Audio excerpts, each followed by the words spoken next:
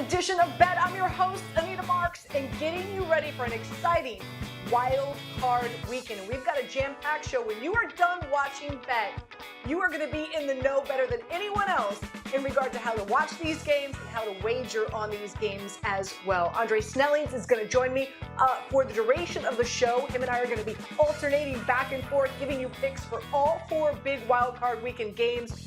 Adam Teicher is going to join us to break down the Kansas City Jags game, Ben Baby, Cincinnati and the Bills, Tim McManus, who does a great job covering the Philadelphia Eagles, to talk about the Giants matchup, and Todd Archer about the Dallas Cowboys traveling to the left coast to take on the San Francisco 49ers. But let's bring in Dre right now. Dre, what's up, man? Happy Friday. Welcome to Bet, dude. Happy Friday to you, too. I'm doing great. This is the best time of year for me. Right? Okay. Your mouth to the gambling god's ears. As always, we like to start off Friday with the good word. And here we go. Dak Prescott, minus 166 to throw an interception against the 49ers on Sunday night. Dre, what's your good word? Going with Thanos, as in this one's inevitable. Dak Prescott had thrown an interception in 7 straight games before kind of having his perfect game on Monday night. I don't see him replicating that against the 49ers defense that, playoffs included, leads the NFL with 20 interceptions. Dak might play well. The Cowboys could even win, but an interception, inevitable like Thanos. All right, I'm going definitely. I know, not an Ivy League word there, but definitely throwing a pick. Listen, Dak Prescott, this is what he's been known to do this season, is to toss the ball to the opposite team. It was surprising that he did not throw a pick against the Bucs, but, debate whether or not the Bucs even showed up to play that game. This is a totally different animal this week against the 49ers. The Tampa Bay Bucs, 26th in the NFL in interception rate. Meanwhile, the 49ers, third best in the NFL. And they've got 20 interceptions on the season. They have 29 takeaways. I wouldn't be surprised if he tosses 2 interceptions on Sunday night against the 49ers. Question number 2, the Chiefs, highest scoring team on this divisional weekend. And you could get that at 2-1. The Kansas City Chiefs are going to put up more points than any other team this weekend. What's your good word? 70s slang. Because I can dig it. The Chiefs have, with Patrick Mahomes, the most dangerous passing offense in the NFL. Meanwhile, the Jaguars rank among the bottom teams in the league in both passing touchdowns and passing yards allowed. So I'm looking for the Chiefs to put a lot of points on the board, and the Jaguars, meanwhile, will push them to score because they've got a little something cooking there too. So I'm going with 70s slang because I can dig it. Well, my good word is first. You know why? Because the Kansas City's offense is first in a number of categories. First in yards per play, first in points per drive, first in TD rate at 33%.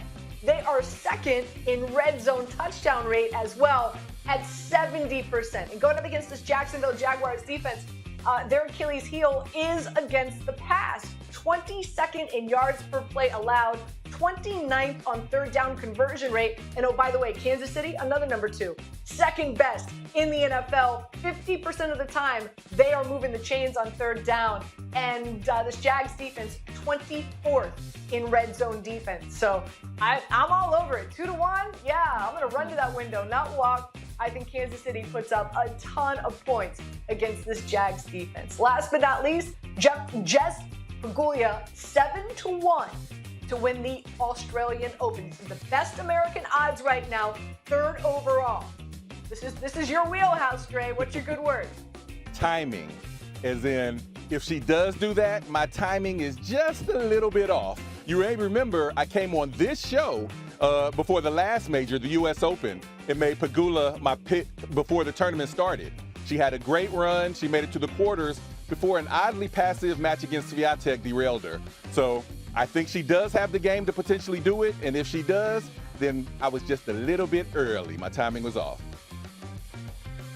Well, I'm going to go circle, as in circle the wagons, see the correlation there. Buffalo Bills, mom's the owner. Okay, anyway, she's 6-1 this season, has won 6 straight matches in straight sets. On top of that, she's only been pushed to a 6-4 set once so far this season. Her last match, she won 66% of her first serves. Really impressive.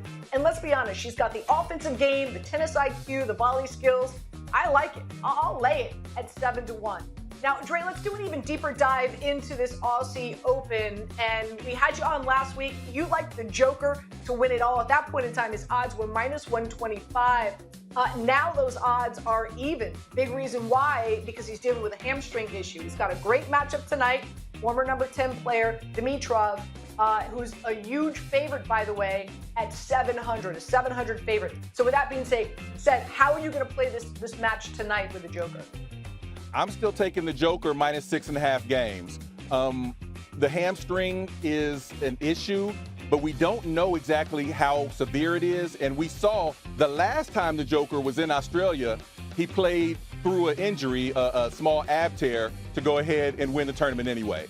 He owns the matchup with Dimitrov. He's 9-1 in his career against Dimitrov. And Dimitrov's last win against the Joker was 10 years ago, way back in 2013. So I'm going to give the games and take the Joker to go ahead and make it to the next round. On the ladies' side, you liked Jabeur, of course, and she got upset this week, unfortunately, in the match where she had 50 unforced errors. No bueno. So who would you play to win this tournament now on the ladies' side, Dre? I'm going with Caroline Garcia at +800. Swiatek is still the favorite, and deservedly so, but she doesn't have a lot of juice, and she's got a tough draw. If things play out according to seeding, she could end up having to go through Coco in the quarters, through Pagula, who we just talked about in the semis, and then potentially Garcia in the finals. Garcia has a big game. She was really dominating the U.S. Open before, including going through Coco, before Jabeur took her out in the semis. And at 8-1, I like her to make a run on the half of the draw that doesn't include my other 3 favorites. All right, you mentioned Coco Gauff. Let's talk about her. She's 8-1, right behind Pagula again. She's 8-1. She's behind Pagula. Anyway, her next matchup is against Yelena, and I'm gonna butcher this, Ostapenko. I hope I got that right. Close Please enough. say that I did. Anyway, she's a significant favorite at -425. How would you play this match? I'm going to play Coco -4.5 games over Ostapenko. Ostapenko is a former major winner. She won the French Open, but that was way back in 2017 on a much different surface. Her game is not really suited to the hard courts. She's never made it past the 3rd round of either of the hard court majors. And the last time they played, they've only played once in their career. Coco won in 3 sets, and this was way back in 2019. So Coco is a lot more mature now. Her game is bigger and stronger, and I'm looking for her to win this one comfortably and make it to the next round. Yeah, I love rooting for her. She's so much fun to watch. So, and that's what us Americans need. We need a little bit more star power now that, of course, Venus and Serena have moved on to that second part of their life. All right, let's turn our attention to what's going on in the NFL. As we know, it's Wild Card Weekend. We're going to break down the Jags in Kansas City. But before we do, let's hear from Adam Teicher with his report on Kansas City. Anita, the Jaguars' comeback got the attention of the Chiefs, and particularly Patrick Mahomes, who said he was impressed with the way Trevor Lawrence bounced back after throwing 4 interceptions early in the game. Mahomes said he was expecting an improved version of the Jaguars from the one the Chiefs saw when the teams met in November. Then the Chiefs had almost 500 yards of offense. But Mahomes noted that Jacksonville defensive coordinator Mike Caldwell was with the Bucs 2 years ago when the Chiefs had over 500 yards and ran up a big victory against Tampa Bay late in the season, and then were shut down by the Bucs in the Super Bowl a few weeks later with a completely different defensive plan. One other observation from Mahomes, he said the Chiefs have to be ready from the start to match the intensity of the Jaguars. He noted that the Jaguars have been in playoff mode for several weeks now, trying to make the postseason, while the Chiefs are just getting started with their playoffs. Adam, thank you so much. So, Dre, we just heard from Adam. How are you playing this? You've got Kansas City team, now they're favored by 9. That line went up today. It was 8.5. The over-under is 53. What are your plays in this matchup?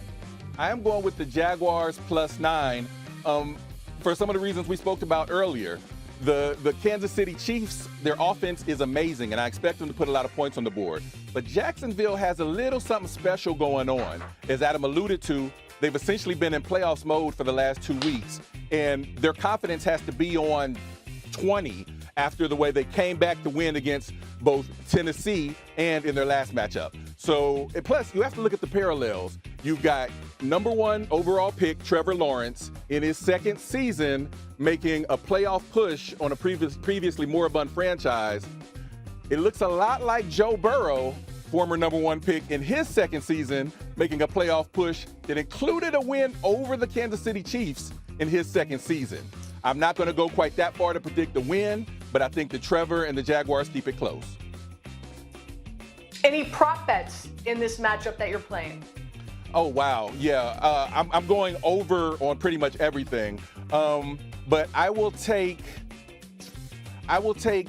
Travis Kelce to score a touchdown because he has not gotten into the end zone as much of late.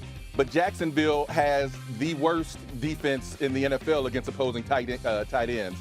And so I look for Kelce to put a big game together as he tries to get his team to the next round. I like it. Buckle up, Dre. I'm playing this a variety of ways. #1, I like using this as a 2-team 6-point teaser. I loved it at 8.5 because then you got Kansas City at -2.5, but I'm still going to play them at -3 because I'm taking that 6 points and aligning it with the Kansas City Chiefs, right? I'm also going to play that with the Giants at +13.5 and even the Bengals at +11 in some instances. I'm with you with Travis Kelce. I think he has a big game. I like him to score a touchdown and Kansas City wins, and you can get that at even money. McKinnon has scored a touchdown in 9 touchdowns in 6 games. So I see him being a big part of the passing game. Again, him scoring a touchdown and Kansas City winning, and that's at some good money. Big reason here is, as we just pointed out, Kansas City's offense is just fantastic.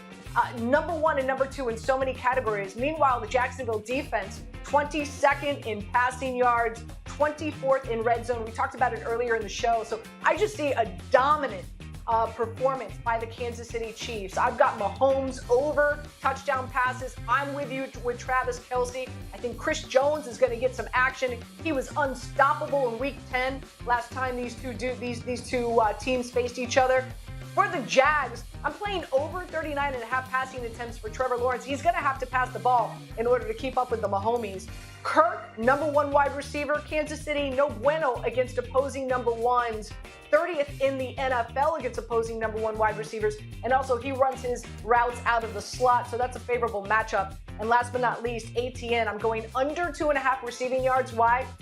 He hasn't had more than 3 receptions all season long in the NFL. So just a variety of ways that I'm going to be playing this matchup. Dre, hang tight. I want to bring in Ben Baby to the show. Ben Baby does an excellent job covering the Cincinnati Bengals. We're going to get a preview there, and then we're going to give some picks. So Ben, welcome in. Thank you so much for joining us here on Bet. Let's dive into it. Cincinnati and the Bills, as we know, Week 17, horrific situation that took place with Hamlin in the game, of course, was called. If Cincinnati would have won that game and the season would have played out as it has, Cincinnati would be the 2 seed and actually would be hosting this game this weekend. How much has that been discussed amongst the team in regard to how the season unfolded after that unfortunate game against the Bills? Oh. Okay, all right, let's bring, sorry, we're having some technical difficulties. We just lost Ben Baby. Hopefully we'll get him back up. But Dre, let's go to you. How are you playing this matchup between Cincinnati and Buffalo? Yeah, I'm taking the Bengals with the points. It's 5.5 points the last I heard. You know that I came on your radio show this last summer in July, and I gave the Bengals and the Eagles as division winners and potential contenders. Fast forward to today, and Joe Burrow's contending Bengals just don't lose by a lot of points, even if they do lose. You can go back to last season. The Bengals plus 5.5 would be 26-1 in their last 27 games, which includes 5 playoff games. So if you're going to give me 5.5 points with a team that I think the Bengals can beat anyway, yes, please. So again, you've got a Buffalo Bills team. They're favored by 5.5. I'm sorry I didn't set that up for you. And the over/under is 48.5. So how am I playing this? I love the Big Cats. I have for a while now. I'm a really big believer. Teams that are coming into the postseason hot, and sure enough, Cincinnati has been that team. I'm also going to use them as a 2-team 6-point teaser, teasing them up to plus 11.5. Here's another thing for you. This is interesting, Dre. I'm going to play them in the second half, and right now you can get that at plus 2.5. Why? The Cincinnati Bengals team, they are 21 of their last 25 games they have covered in the second half. How about that? Woo! I love that. As for the Buffalo Bills, they gave up 31 points to the Miami Dolphins. Are you kidding me? Josh Allen's been a turnover machine. He's got 16 interceptions, and oh, by the way, 11 of those interceptions have been in a clean pocket. Without Von Miller, this Buffalo defense, 18th in pressure rate, 21 in sack rate. So I just love the Bengals in this situation. A lot of people are concerned about the offensive line, considering that they lost Williams. But the next dude who's up, Jackson Carman, hope I'm pronouncing that properly. Everything I read with PFF is that he's a pretty solid offensive lineman. I also got Josh Allen interception, Joe Burrow over passing yards, Jamar Chase anytime touchdown, and Mixon under rushing yards because he just has not been performing well. Now, I believe, are we going back to Ben Baby, or we have McManus? Okay, all right, let's go to Tim McManus. He's joining us now. Dre, hang tight. Listen, this is live. This is live TV as it happens. So Tim, welcome in. Great to have you here. Let's talk about this Eagles, of course, Giants game. And as we know, the Eagles are coming off of a bye week, right? So they've had a lot of time to rest. But I personally am really concerned about Jalen Hurts' shoulder. What can you tell us about the bye week? Who has healed, as well as Lane Johnson? Give us an injury report update on this Eagles team, please. Sure, Anita. Yeah, so there's been signs of progress on Jalen Hurts' shoulder front. So he wasn't even listed on the injury report this week. The ball has looked pretty good coming out of his hands during practice, but my understanding is that he's not 100% yet. And speaking with Dr. Brian Sennett, so he's the head of sports medicine at Penn, he noted that with SC joint sprains, there's the risk of re-aggravation every time that you get tackled or sacked or you fall on it wrong. So really, with this Giants game, it's going to be about management, making sure that you're not taking unnecessary hits so that he can function the way that he needs to play at a high level. But make no mistake about it, Hurts is going to run in this game. If you look at the regular season finale, he was really limited to just one designed run as he was coming off of that injury. But this is win or go home. So I think that there's going to be more designed runs for Hurts. I just think he's going to have to be really smart to make sure that he doesn't worsen, the feeling of that shoulder. As for the Giants, they've looked great as of late, right? 31 points in 2 of their last 3 games. Daniel Jones has looked great rushing the football. Saquon Barkley healthy, ready to go. How have the Eagles been preparing for this Giants team? Because this is a much different Giants team than they faced the previous 2 times so far this season.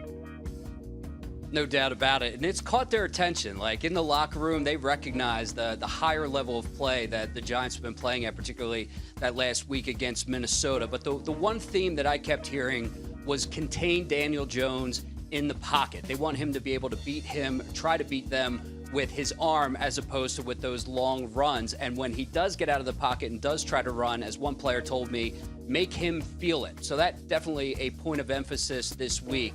And they're not reinventing the wheel here. I think there can be a tendency when you play an opponent for a third time to really overthink things schematically, but that's not the vibe I'm getting with defensive coordinator Jonathan Gannon. I think he's going to let his players really have no mental clutter, play what they're used to, play fast so that they can perform at a really high level. That's the definite vibe coming out of that Philly locker room.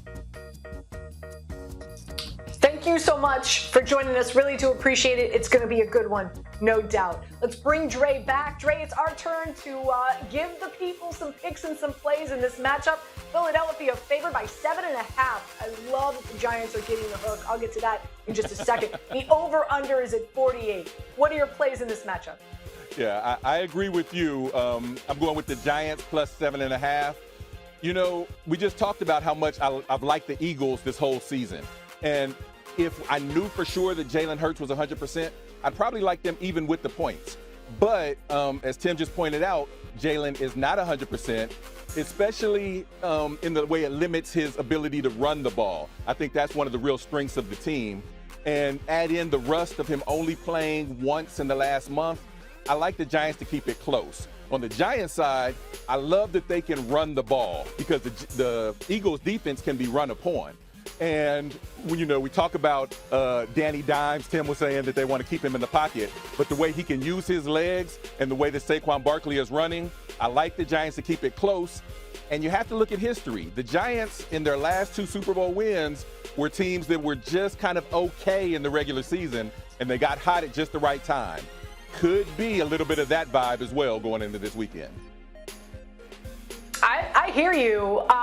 Again, I love the Giants getting the 7.5, and the fact that the hook hasn't moved, I love it even more. I'm also going to use them again as a 2-team 6-point teaser and teasing them up to 13.5. And I do like the over here, by the way, at 48. But here's something interesting. Giants typically start slow. The Eagles, they start fast. In 2 games so far this season, 40-7 point differential in the first half. So I'm actually going to play the Eagles minus 2.5 in the first half, but I'm all in on the Giants to cover at the end of the game. I have some big question marks in regard to Jalen Hurts. I just find it hard to believe that after 0 touchdowns, 1 interception, only 13 rushing yards against the Giants' 3rd and 4th string players in Week 18, that he's going to be 100% coming into this game. I'm just not buying it. I'm not buying it. And here's another one for you. In the 2 games that the Giants have faced the Eagles, no Adoree Jackson, no Leonard Williams, no Xavier McKinney. Those are 3 stud defensive players that did not play at all in both games. So I think the Giants are going to keep this close. They're feeling it, definitely with Dable and how well they've been playing as of late. And here's a number of prop bets that I'm going to play as well. Because I'm fading Hurts, and I just don't feel good. I wouldn't be surprised if we see some Gardner Minshew, Dre, to be quite honest with you. I know that the Giants and that defense, they are focusing in on getting after Hurts. That's their main objective. Maybe they're not going to sack him, but they want to hit him, and they want to rough him up. I don't know if Hurts finishes the game. So I'm going under on a lot of totals for Jalen Hurts. Touchdowns, passing yards. I think he tosses an interception. You know who I do like? Goddard. Over receiving yards. Why? The Giants ranked 31st in the NFL in cover rate against opposing tight ends. We saw TJ Hawkinson put up 129 against them last week. Because I believe the Giants defense is going to be focused in on beating up Jalen Hurts, I think they're going to allow the rushing attack to thrive. So I love Miles Sanders over 66.5 rushing yards. He's almost put up 1,300 so far this season, and the Giants are giving up 5.2 yards per carry. Also, Hassan Riddick with a sack. He's their speed rusher going up against Neal. Neal's dealing with an ankle and a knee injury. As for the Giants, a lot of Daniel Jones on the ground. I like him over rushing yards and under passing attempts. I think the Giants are going to run the ball a lot through Daniel Jones, and I think that they're going to use Saquon Barkley in the passing game because that's how you can attack this Eagles team with your running back in the passing game over 24.5 receiving yards. So that's in the plethora of ways that I'm playing this Eagles Giants matchup. That's for sure. Hang tight, Dre. We've got one more game we're going to break down. Before we do, I want to bring in Todd Archer. He's going to share with us a little depth look behind the curtain. What's going on with this Dallas Cowboys team? They've got to be feeling really good about themselves after their win against the Bucs, but now have to venture out to the left coast to take on the 49ers. Let's listen in. This is Todd Archer. The offense the Cowboys saw in last year's wildcard game against San Francisco, it's a little different than the one they'll face on Sunday, at least from a personnel perspective. Brock Purdy's now at quarterback, not Jimmy Garoppolo, and Christian McCaffrey's the main threat at running back. But the rest remain Deebo Samuel, George Kittle, and a physical offense. Plus Kyle Shanahan's scheme, they gained more than 150 yards against the Cowboys on the ground. Micah Parsons said Niners haven't seen a defense like the Cowboys yet, but the Cowboys haven't faced a combination of Samuel and Kittle and McCaffrey either. Tackling will be important, according to linebacker Anthony Barr. The Cowboys know the Niners like to feast on yards after contact, especially Samuel. Brock Purdy, their rookie quarterback, he's an interesting case study, according to Mike McCarthy. He likes his instincts and his awareness and his confidence. Nothing seems to faze him, at least not yet. Last week, the Cowboys were able to get after Tom Brady and end the Legends season. This week, they have to get after Purdy. We have to play Dallas football, Parsons said. That's all we have to do. Todd, thank you so much. Dre, it's our turn to break down the last and final game of Wild Card Weekend. Again, Dallas heading out to San Francisco to take on the 49ers. 49ers favored by 4. The over-under is 46 here. What's your play? I'm going with the 49ers. I'll give the points. They're just too strong on both sides of the ball. Ever since McCaffrey got there, their offense is multiple everywhere. They've got multiple great running backs now. They've got excellent tight end receiving. They've got excellent wideouts on the outside. And Brock Purdy got just enough moxie to really run the ship and keep things going the right way on offense. And oh, by the way, they're better on defense. So you put that together, Cowboys would have to play a perfect game in order to win. It's possible, but I think the odds are in the 49ers' favor at home to cover.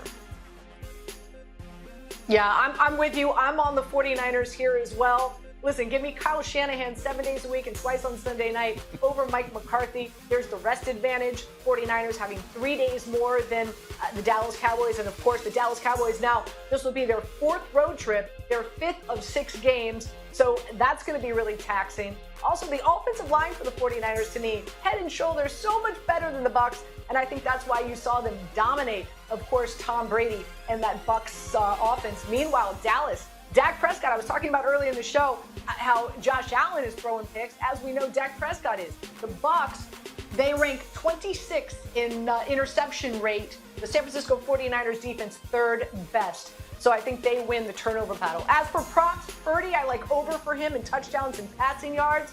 I do believe that the offensive line is going to protect him, and he's going to be able to really make some noise with those stats and his numbers. Give me C-Mac scoring a touchdown and the 49ers winning, and Deebo Samuel scoring a touchdown and the 49ers winning. I love those two parlay picks as well. Dak, anytime interception, why not? He's got a plethora this season. Ezekiel, under rushing yards. Why? He just hasn't had a great season. And to me, I think Tony Pollard's the better running back in that backfield, and they're going to have a difficult time rushing against the 49ers. And also, CeeDee Lamb, dude's uncoverable. If there's a way to beat the 49ers, it's through the air. It's their matchup against wide receivers. So I got anytime touchdown for CeeDee Lamb, as well as over 77.5 receiving yards. Dre, that's it for you, man. Thanks for joining us. Really do appreciate your time here on Bet. Thanks for having me, and I look forward to the next time. You got it, Dre. Thank you so much. As always, we like to end the show with Before I Let You Go. And so there's some NBA. I know we've been spending a lot of time talking about the NFL and getting you ready for Wild Card Weekend. But there's a really nice, juicy slate of NBA games tonight. So there's two games that I'm looking at. Number one is the Cavs. I like them minus 11 and a half in some places against the Golden State Warriors. If you stayed up late last night, you watched the Golden State Warriors lost in overtime against Boston. So I do believe they're coming into this game, and I think they're going to need to rest some players. Steph played 43 minutes. Wiggins played 40. Clay, as we know, he does not on nights that it's a second of a back-to-back. Clay has not played all season long. I'll be surprised if Clay plays tonight. Also, this is the end of a 5-game cross-country trip. And as we know, the Warriors have not been able to put up some W's on the road. And defensively, the Cavs actually match up really well against the Warriors, right? They're athletic. They fight through those screens. So I'm not scared laying this big number, and I think it is a big number because I do expect, and I think odds makers expect, the Golden State Warriors to rest some players. The other game I like, and it's probably maybe my favorite, might be my best bet later on in Daily Wager. Make sure you tune into that 6 o'clock tonight on ESPN2, and that's the Grizzlies laying 6 against the Lakers. The Grizzlies are unbeaten in 2023. They're looking for their franchise best 12 straight wins tonight on national television. You want to talk about the Lake Show? It's the Morant Show. 2 games last season against the Lakers. He put up 40 points. They've got the best defense in the NBA, only allowing 109 points a game. and LeBron is dealing with an ankle issue. So I think the Grizz roll big time. I love Memphis. I'll lay the 6. Those are my 2 NBA plays. Everybody, thank you so much for tuning in to bet. Really do appreciate it. Good luck with all your weekend wager, wild card weekend bets in the NFL.